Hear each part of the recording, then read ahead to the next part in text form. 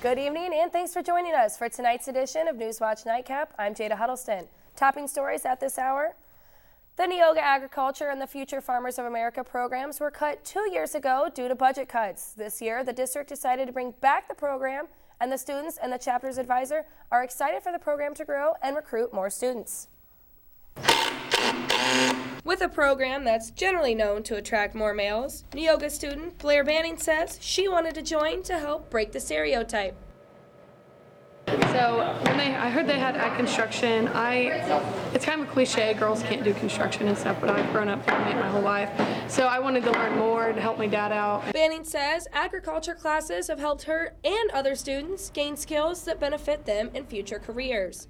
FFA advisor Michaela Smith says she's seen a lot from Banning and her other students this year and is glad they're able to have the hands-on experience again. Actually saw the potential that this school had for an ag education department and an FFA chapter. And the fact that the school saw that as well and really opened up the opportunities to have these classes and to have the FFA chapter gave me inspiration that they saw the potential that I did and they were going to help me get these students to where they needed to be. The ag program offers introductory courses, ag construction, and mechanic courses. Smith says she hopes this will attract new students. That students understand what FFA can give them and what ag education can give them. There are a lot of traditional farming students here in the school district, but there are also a lot of non-traditional students. And I would like to reach out to those non-traditional students and show them here's what FFA can offer you. In Neoga, I'm Jada Huddlestun for WEIU Newswatch. Smith says the Neoga chapter has approximately 70 students in high school and about 50 more prospective students in 8th grade. Spring enrollment numbers at Eastern Illinois University are on the rise for the first time in years. Today, I spoke with Eastern's Dean of Graduate School, Ryan Hendrickson, and he says a new marketing campaign and the addition of new programs is attracting new students. Budget cuts have left Neoga without an FFA program for almost 2 years. But this year, they were able to bring the program back, and students and their advisor are showing the community they made the right decision. Wednesday morning, President Glassman will be giving his State of the University address right here in this room. For the last 2 days, Mattoon resident Irene Toll has watched her home get torn apart. Flooding Tuesday morning caused most of the inside of her home to be ruined by the water. Now Irene and her family are in the process of cleaning what's left to save. She says her son Thomas has been a big help. Just removing all the furniture and all the stuff out, and got the carpet out so we could get it drying. And when we get it cleared out, we're going to start opening the walls up to get it dried out so we can replace anything damaged. Many material items were ruined by the water, but Irene says that's not what she's going to miss the most. We've been married for almost 55 years, and every biggest part of it's gone, you know. That's the truth. Life's collection. Thomas says in his parents' 55 years of marriage, he's never witnessed something like this. I grew up here, and the only time it got up in the yard one time about 18, 20 years ago, but it's never done this. Irene says when the water was approaching her front door, she had no idea what to do. She was never prepared for this kind of flooding. Felt very helpless, you know, and I knew somebody would get us out, you know, but you can't do anything. And water, you can't compete against water. But help eventually came, and Irene and her husband were rescued by boat and taken to dry land. Irene says she never would have expected something like this to happen to her and her family.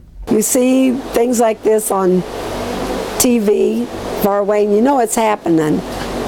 And you feel really bad for them, and you know, and pray for them and think about them. And you see their homes go, but it doesn't touch you. I guess it's a different way when it comes at you. Back in 2007, it was announced that Mattoon would be home to a $1 billion power plant called FutureGen.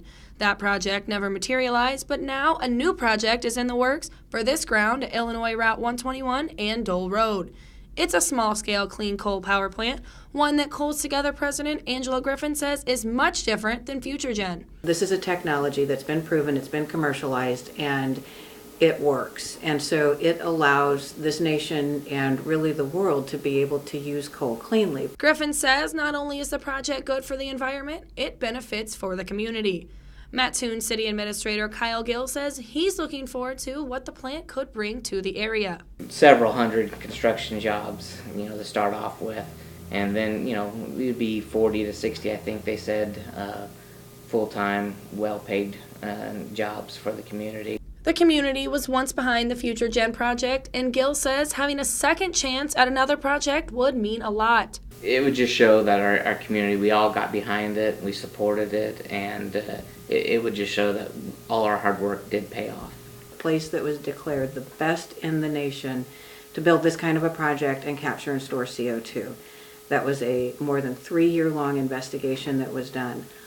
All of that work will be useless if we don't do something productive at that site. Well, Heaven, I got used to the sunshine, but you're telling me I should grab my umbrella for the weekend? Next, Skywatch local forecaster Everett Lau is keeping an eagle eye on the sky as a winter storm approaches.